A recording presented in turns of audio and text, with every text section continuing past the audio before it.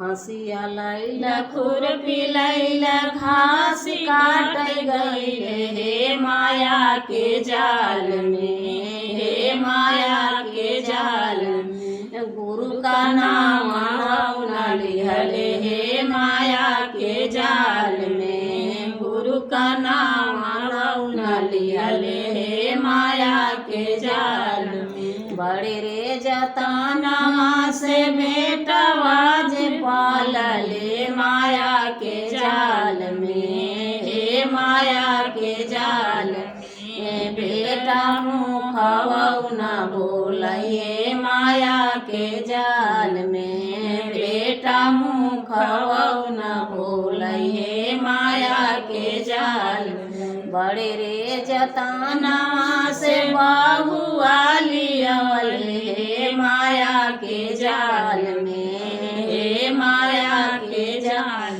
में। बहुआ खानावा न पूछे माया के जाल में, बहुआ खानावा न पूछे माया के जाल में। गुरु का नाम न लिहले माया के जाल में। बहुरे जतनवा से बिटिया जे पालले माया के जाल में, हे माया के जाल में। बेटी फोनवा न करहे माया के जाल में, बेटी खबर न ले माया के जाल में, बेटी खबर न ले माया के जाल। बड़े रे जतनवा से दामदार खोजले माया के जाल